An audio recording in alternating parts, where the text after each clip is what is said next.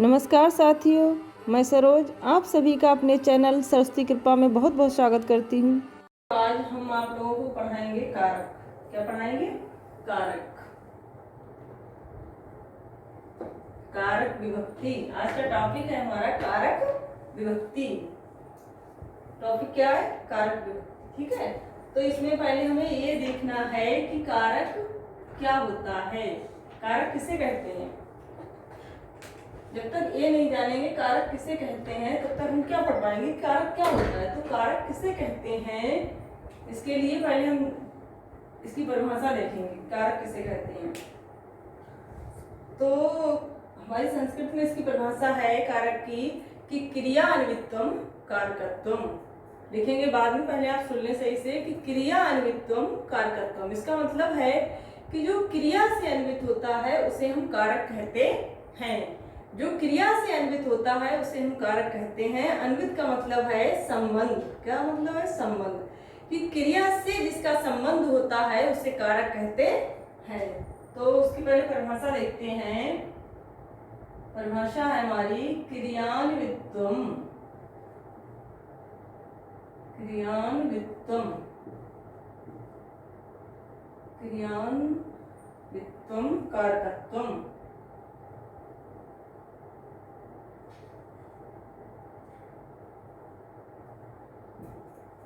कारकत्वम क्रियान्वित्वम कारकत्वम। ये कारक की परिभाषा है कि जो क्रिया से अन्वित होता है उसे हम कारक कहते हैं। जो क्रिया से अन्वित होता है यानी क्रिया से जिसका संबंध होता है उसे क्या कहते हैं? कारक कहते हैं। क्रियान्वित्वम कारकत्वम। तो फिर यहाँ पे अन्वित का क्या तात्पर्य था? अन्वित से तात्पर्य है कि क्रिया से जो अन्वित है, कि क्रिया से जिसका संबंध है उसे हम कारक कहते हैं। तो ये तो आपने देख लिया है कि कारक किसे कहते हैं। आगे देखते हैं कि अन्वित से क्या तात्पर्य है, कि क्रिया से अन्वित कौन होता है। तो क्रिया किसे कहते हैं? तो क्रिया का मतलब है कि जिन शब्दों से किसी भी कार्य के होने या करने का पता चलता है उसे हम क्या कहते हैं? क्रिया कहते हैं। जिन शब्दों से किसी भी कार्य के होने का या करने का पता चलता है उसे कारक कहते हैं। तो क्रिया ऐसे संस्कृत में क्रिया होती है हमारी पठति। कोई भी क्रिया हो सकती है। पठति, लिखति, पठति, लिखति, खादति। कोई भी क्रियापद हो सकता है। पठति, लिखति, खादति। इनसे क्या पता लग रहा है? अब क्रिया कहते हैं उसे जिससे किसी कार्य के होने का पता लगता है। तो पठति क्रियापद से क्या पता लग रहा है? कि पढ़ता है, पठति पढ़ता है, लिखत से लिखता है, खादत से खाता है। तो इन क्रियापदों से ये हमें जान पड़ रहा है कि इनसे भी किसी कार्य का होने का पता चलता है। अब देखना है इन क्रियाओं से जो अन्वित होता है उसे कारक कहते हैं। इन क्रियापदों से जो अन्वित होगा उसे हम कारक कहते हैं। तो उसके लिए हम देखते हैं रामः। रामः पठति। रामः पठति, राम पढ़ता है। इस पढ़ने की क्रिया को कौन कर रहा है? राम कर रहा है। राम पढ़ता है। तो ये पठति क्रिया से कौन अन्वित हो गया है? राम। जो करता है राम वो क्रिया से अन्वित है। पठति कौन पढ़ता है? राम पढ़ता है। तो ये राम जो करता है, यहाँ पे हमारा कर्ता कारक क्रिया से अन्वित है, तो इसको हम कारक कहते हैं। अब ये देखना है कि कारक कौन सा है। कर्ता है, कर्म है, कौन सा कारक है? तो ये कर्ता कारक है। कौन सा कारक है? कर्ता कारक है। कि पढ़ने की क्रिया को करने वाला राम है, तो राम कौन हो गया? हमारा कर्ता कारक है। तो ये आपने देख लिया कि क्रिया से ये अन्वित है, इसीलिए ये कारक कहलाता है। फिर हम अगला कारक देखते हैं। तो इसमें आएगा रामः पुस्तकम पठति। कि क्रिया से कौन कौन अन्वित हो सकता है? तो क्रिया से कोई भी कारक हमारा अन्वित हो सकता है। राम पुस्तकम पठति।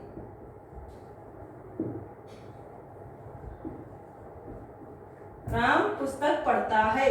और फिर से वही देखना है कि पठति क्रियापद है, इससे कौन कौन अन्वित है? पठति कौन पढ़ता है? राम पढ़ता है। राम पढ़ता है और क्या पढ़ता है? तो पुस्तक पढ़ता है। तो इस पठित क्रिया से राम भी अन्वित है और पुस्तक भी अन्वित है। यानी पठित क्रिया से हमारा राम का भी का भी संबंध है। तो क्रिया से जिन जिन का संबंध होता है वो सब हमारे कारक कहलाते हैं। अब ये देखना कारक होता कौन नहीं है। जो क्रिया से अन्वित नहीं होता है वो कारक नहीं होता है। तो हमें वाक्य में देखना है कि क्रिया से कौन अन्वित नहीं है। तो यहाँ पे हमारा आएगा राम रमेश की पुस्तक पढ़ता है। तो राम रमेशस्य पुस्तकम पठति।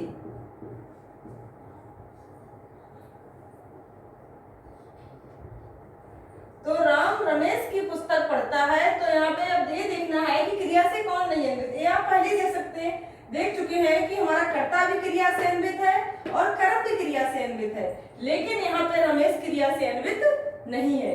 पठति क्रिया से संबंध केवल है हमारा पुस्तक का और राम का, कि पढ़ता कौन है। तो राम पढ़ता है। क्या पढ़ता है? तो पुस्तक पढ़ता है। लेकिन इस रमेश पद का क्रिया से कोई संबंध नहीं है, तो ये रमेश हमारा कारक नहीं कहलाएगा। जो कारक नहीं होता है वो क्रिया से अन्वित होगा ही नहीं, यानी जो क्रिया से अन्वित नहीं वो कारक नहीं। तो जो कारक नहीं है उसमें विभक्ति, कारक हमारे 6 हैं, उनमें षष्ठी विभक्ति नहीं आती, तो इसीलिए रमेश में हमने विभक्ति लगाई षष्ठी, रमेशस्य पुस्तकम।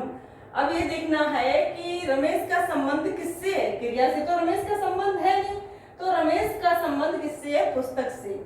कि राम पढ़ता है। क्या पढ़ता है? पुस्तक पढ़ता है। किसकी पढ़ता है? तो रमेश की पुस्तक पढ़ता है। तो रमेश का संबंध केवल पुस्तक से है। रमेश की क्या है? पुस्तक है रमेश की, लेकिन क्रिया से इसका कोई संबंध नहीं, तो वो हमारा कारक नहीं है। सबसे पहले आपको यही जानना जरूरी था कि कारक किसे कहते हैं। तो ये परिभाषा थी क्रियान्वितम कारकत्वम। जो क्रिया से अन्वित होता है उसे हम कारक कहते हैं। तो फिर ये देखना था कि क्रिया से अन्वित कैसे होगा, कौन होगा। तो इसमें पहले आपने देखा कि राम पढ़ता है, तो पठत क्रिया से राम कर्ता हमारा अन्वित था, तो यहाँ पे कारक हो गया था हमारा कौन सा? कर्ता कारक हो गया था। राम कर्ता कारक हो गया था। इसमें कौन से कारक है? एक तो कर्म कारक था और एक कर्ता कारक था। तो ये हमारा कर्ता कारक है, ये कर्म कारक। दोनों कर्ता और कर्म क्रिया से अन्वित है, तो दोनों हमारे क्या हो गए हैं? कारक हो गए। इसके बाद इसमें भी हमारा राम कर्ता और पुस्तक कर्म है, इनका क्रिया से संबंध है, लेकिन रमेश हमारा जो है उसका कोई संबंध क्रिया से नहीं है, इसलिए रमेश क्या नहीं कहलाएगा? कारक नहीं कहलाएगा।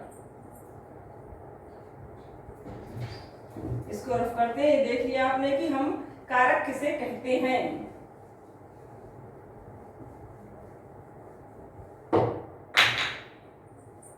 अब ये देखना है कि क्रियान्वितम कारकत्वम, कि कारक किसे कहते हैं। हो गया हमारा कारक किसे कहते हैं। देखना कारक कितने होते हैं और कौन कौन से होते हैं। तो उसके लिए आता है कारकाणी, परिभाषा आती है कारकाणी 60। संस्कृत में कारकों की संख्या कितनी है? 60, यानी कारकों की संख्या है 6। तो उनमें कौन कौन से है हमारा? पहला तो 6 में हमारा कौन सा है? कर्ता। पहला कारक कौन सा है? कर्ता। और दूसरा कौन सा है? कर्म। पहला है कर्ता, दूसरा है कर्म, इसके बाद तीसरा हमारा आएगा करण, और हमारा चौथा कारक कौन सा आता है? संप्रदान। संप्रदान। इसके बाद पांचवा हमारा आ जाएगा अपादान। अपादान। और इसके बाद छठा कारक हमारा कौन सा है? अधिकरण।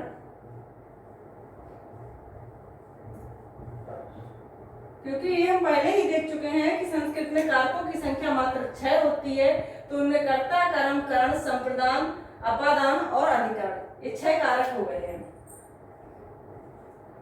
अब इनकी चिन्ह तो पता ही होंगे आपको। इसे कर्ता ने, कर्म का क्या होता है? कर्म को, कर्ण से, इसके बाद संप्रदान के लिए, अपादान से अलग होने में, अधिकरण में आता है में और पर।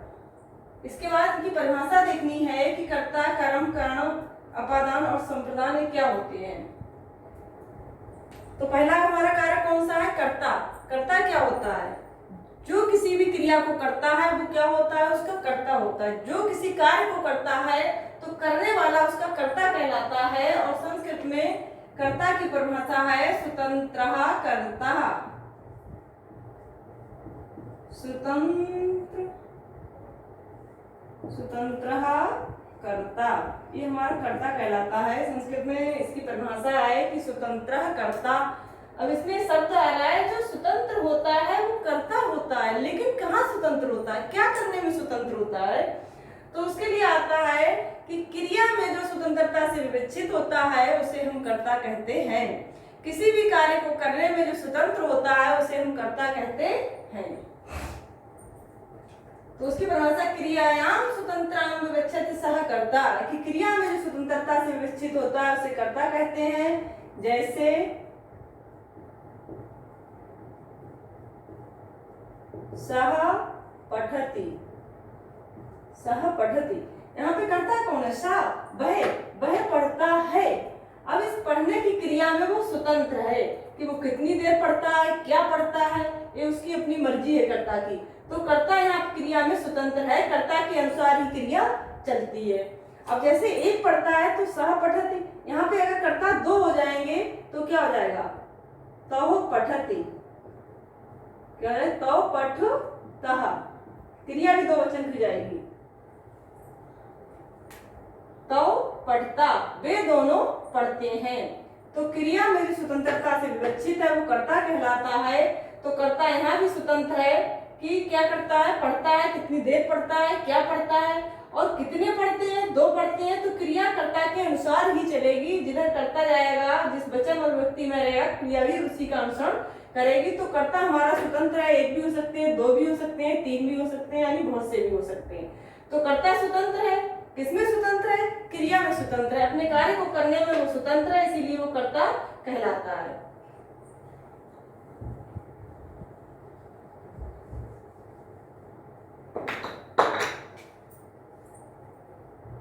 चाहे हम देखते हैं रामेण पठते,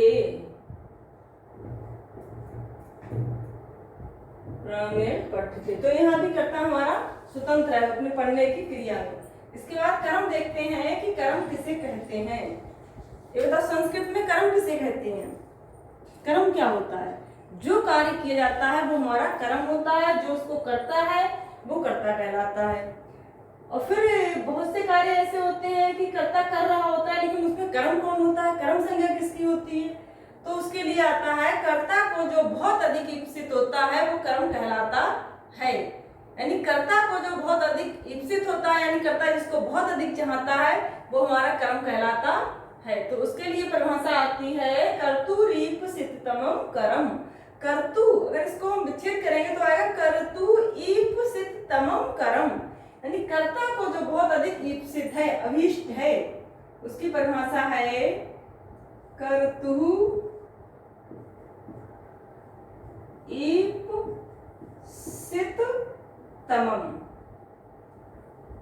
यहाँ पे अनुस्वार लगा है हमारा, कर्तु ईप्सित तमम क्या है? कर्म। कर्तु, इसको अगर तोड़ते हैं, विच्छेद करेंगे यहाँ पे तो हमारा टूटेगा कर्तु, रका विसर्ग हो जाएगा, कर्तु ईप्सित तमम कर्म, यानी कर्ता को, षष्ठी का आ रहा है एक वचन कि कर्ता को जो ईप्सित है, ईप्सित ही नहीं है, बहुत अधिक ईप्सित है। यहाँ पे प्रत्यय लगा हमारा तमक, जो अधिकता का बोध करा रहा है कि कर्ता को ईप्सित है लेकिन वो बहुत अधिक ईप्सित है, तो हम उसी को कर्म कहते हैं। तो कर्ता को जो बहुत अधिक अभीष्ट या ईप्सित होता है, यानी कर्ता जिसको सबसे अधिक चाहता है, वो क्या कहलाता है? कर्म कहलाता है। इसके लिए हम उदाहरण देखते हैं, पैसा ओदनम मुक्ति, पैसा ओदनम ओदनम भुंक्ते,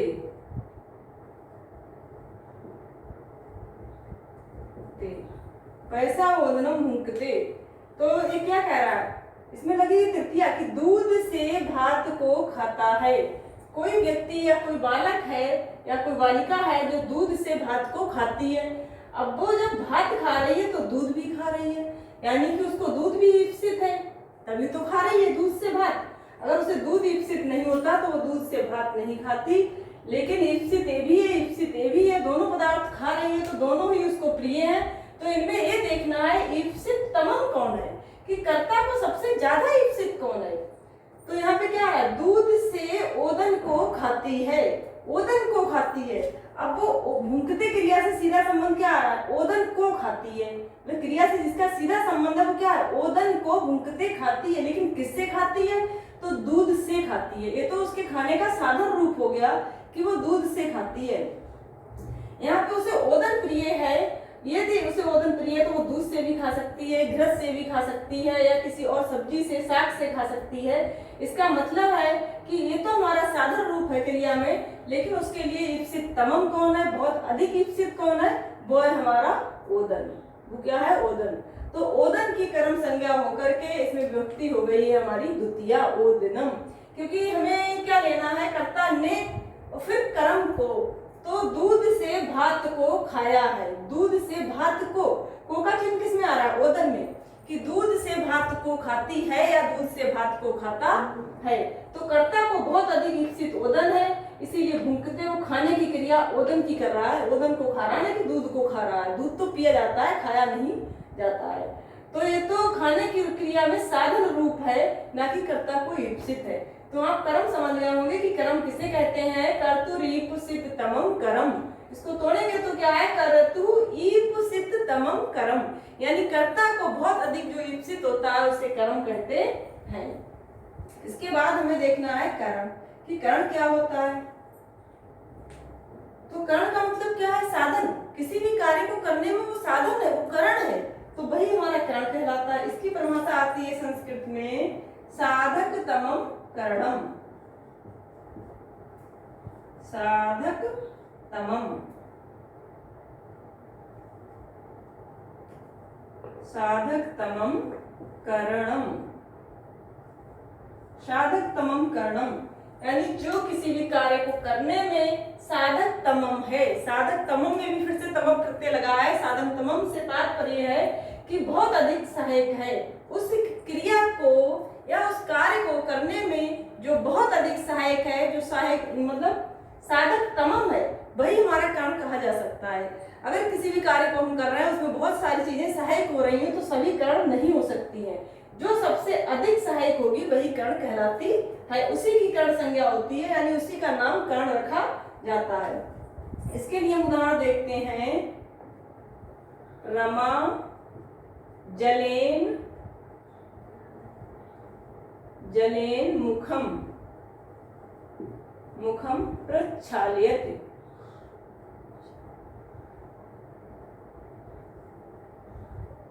प्रक्षाल्यति। तो इसमें क्या आया वाक्य में, रमा जलेन मुखम प्रक्षाल्यति, कि रमा जल से मुंह धोती है, रमा जल से मुख को धोती है। तो यहाँ पे धोती क्या है, मुख को धोती है, और किस से धोती है, तो जल से धोती है।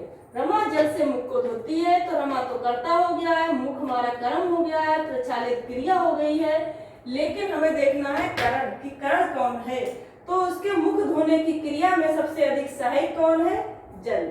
सबसे अधिक सहायक क्या है, साधन क्या है, जल धोने का। तो इसी की करण संज्ञा होकर इसमें तृतीय विभक्ति लगी। तृतीया का एक वचन का रूप है जलेन।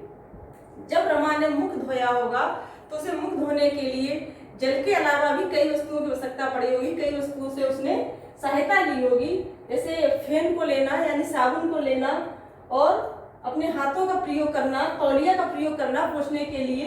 बहुत सारी चीजों की उसने सहायता ली है, और नल को भी खोला है, तो कितनी चीजों की सहायता ली है, हाथ भी लगाया है उसमें। लेकिन सबसे अधिक सहायक कौन है, जल।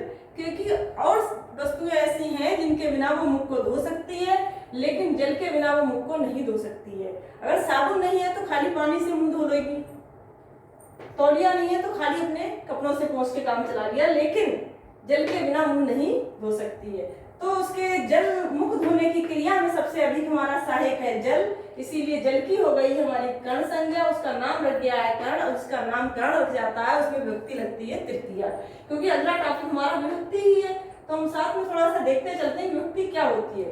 कि रमा जल से मुख को धोती है, आपको कर्ण समझ में आ गया होगा कि साधक तमम कर्णम, किसी भी कार्य को करने में जो सबसे अधिक सहायक होता है उसे हम कर्ण कहते हैं। उसकी परिभाषा है साधक तमम कर्णम।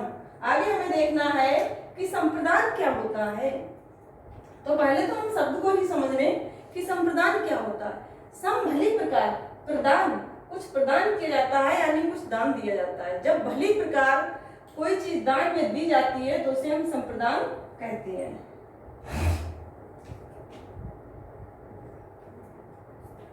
और इसकी परिभाषा क्या है कि संप्रदान ये क्या होता है, तो उसके लिए आता है, पहले तो आप समझ लें कि कर्मणा यम अभिप्रेत सह संप्रदानम। कर्मणा यम अभिप्रेत सह संप्रदानम, कर्मणा कर्म के द्वारा यम जिसको अप्रेत चाहा जाता है सा वह हमारा संप्रदान कहलाता है। कि कौन से कर्म के द्वारा, उसमें तो केवल कर्मणा लिखा है कर्म के द्वारा, लेकिन कौन से कर्म के द्वारा, तो दान कर्म के द्वारा जिसे चाहा जाता है वो संप्रदान कहलाता है। इसकी दूसरी परिभाषा है, एक तो दान कर्म के द्वारा, दूसरी क्रियाया एवं अभिप्रेत स्वभी संप्रदानम, कि क्रिया के द्वारा जिसे चाहा जाता है वह भी हमारा संप्रदान कहलाता है। तो हम दोनों परिभाषाएं देखते हैं उसकी संप्रदान की। पहली है हमारी कर्मणा, कर्मणा यम अभिप्रेत, यम अभिप्रेति, कर्मणा यम अभिप्रेति सा संप्रदानम।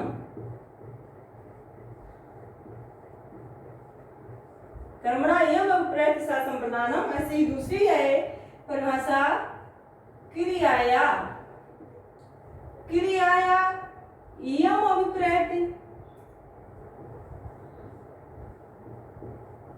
यम अभिप्रेति, क्रिया यम अभिप्रेति शोपि संप्रदानम, यानी वह भी संप्रदान होता है। संप्रदान, तो क्रिया के द्वारा जिसे चाहा जाता है वो भी संप्रदान होता है, कर्म के द्वारा जिसे चाहा जाता है वो भी संप्रदान होता है। तो कर्मणा के लिए हमारा उदाहरण आता है, अभी थोड़ी सी जगह बनाते हैं यहाँ पे, तो उसके लिए कर्म वाला उदाहरण हो जाएगा हमारा विप्राय गाम ददाति, विप्राय गाम ददाति, विप्र के लिए गाय देता है, ब्राह्मण के लिए गाय देता है। तो यहाँ पे जो ददाती जो क्रिया है, दान की जो क्रिया है वो किसके लिए हो रही है, ब्राह्मण के लिए हो रही है।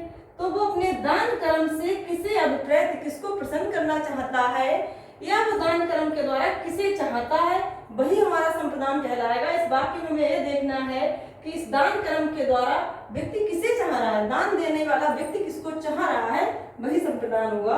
तो इसमें क्या आ रहा है, विप्राय गाम ददाती, ददाती देता है, क्या देता है, गाम गाय को देता है, लेकिन किसे देता है, विप्र को देता है, विप्र यानी ब्राह्मण को देता है।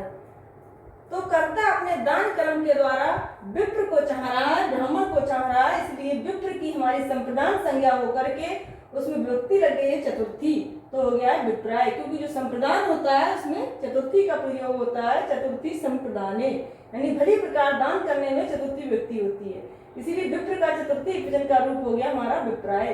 तो आप समझ गए होंगे कि दान कर्म के द्वारा यह ब्राह्मण को चाहा जा रहा है। अब दूसरा है क्रिया वाला, तो उसमें हमारा क्या आता है, क्रिया के द्वारा किसी को चाहा जाता है, तो उसमें उदाहरण आता है हमारा पत्ते सेते।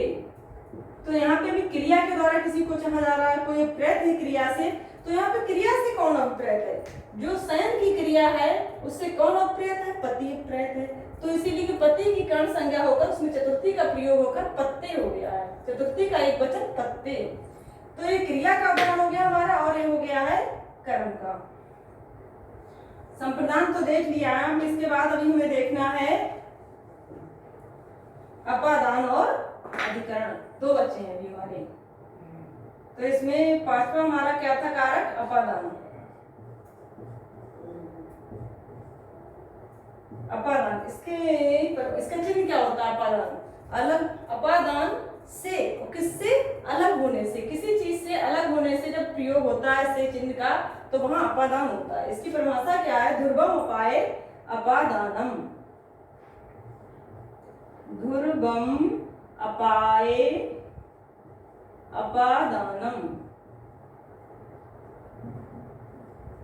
ये इसकी परिभाषा है, ध्रुवम अपाये अपादानम। अब इन शब्दों को पहले समझना है। ध्रुवम क्या है, अपाय क्या है। अपादान वही होता है जो ध्रुव और अपाय दोनों शब्द जिसमें आ जाएंगे। तो यहाँ पे है ध्रुवम, जो ध्रुव होता है। ध्रुव का मतलब जो अवधिभूत होता है, जो अटल होता है, जो स्थिर होता है। इतने शब्द का यहाँ पे ध्रुव का पर्याय ये हो सकता है कि जो ध्रुव है, जो अटल है, जो अवधिभूत है। ध्रुव के बारे में आप लोगों ने पढ़ा ही है कि ध्रुव तारा क्या है, अपनी जगह पे अटल है, वो स्थिर है, वो अपनी जगह पे अवधिभूत है, इसीलिए उसे हम ध्रुव कहते हैं। ऐसी अपादान में जो ध्रुव होगा, अब कहाँ ध्रुव होगा, अपाय अलग होने में। इसका विच्छेद करेंगे तो ये माँ हमारा हलंत हो जाएगा और निकलेगा अपाय। अपाय में लगी सप्तमी विभक्ति, तो क्या हो गया, अलग होने में। कि अलग होने में जो ध्रुव होता है, जो अवधिभूत होता है, अलग होने में जो अटल होता है, उसकी अपादान संज्ञा होती है, यानी उसे हम अपादान कहते हैं। तो इसका उदाहरण हमारा आ जाएगा सहग्रामात् आयति। सहग्रामात्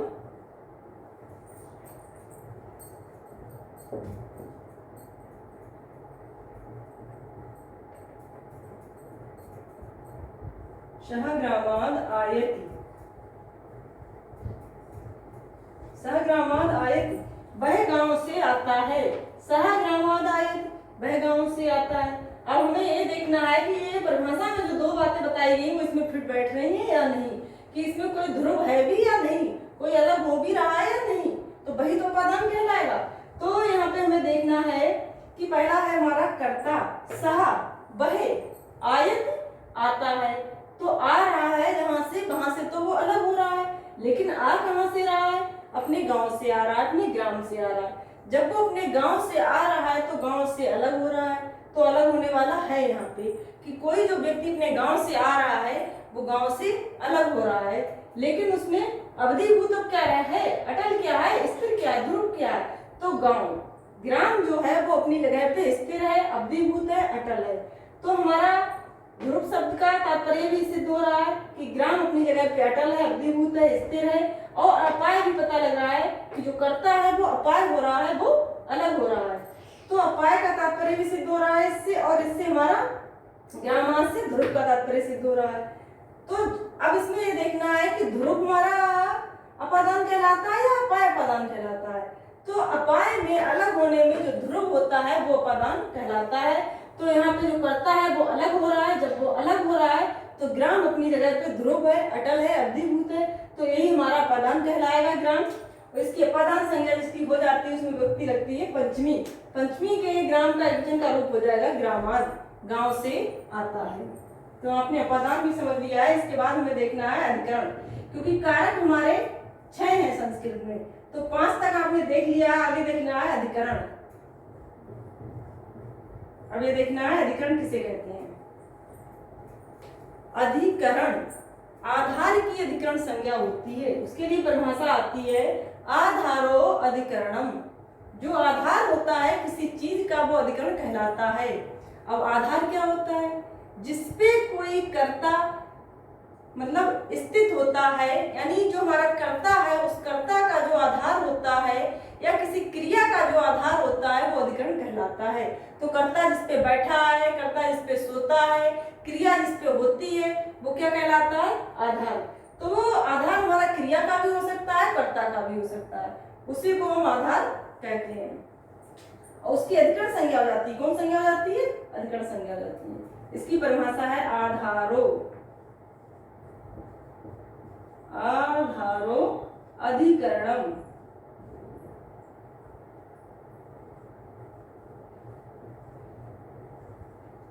आधारो अधिकरण, कि आधार को अधिकरण कहते हैं। तो इसमें हमें ये देखना है कि आधार क्या होता है। उसके लिए आएगा हमारा कटे आस्ते।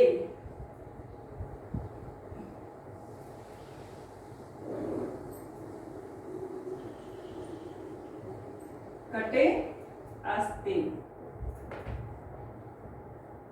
आस्ते यानी कटे चटाई पर आस्ते बैठा है।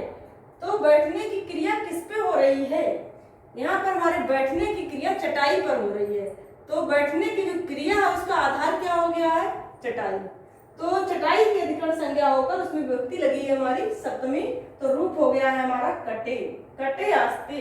क्योंकि ये पहले ही कह दिया है कि कर्ता या क्रिया का जो आधार होता है वो अधिकरण कहलाता है।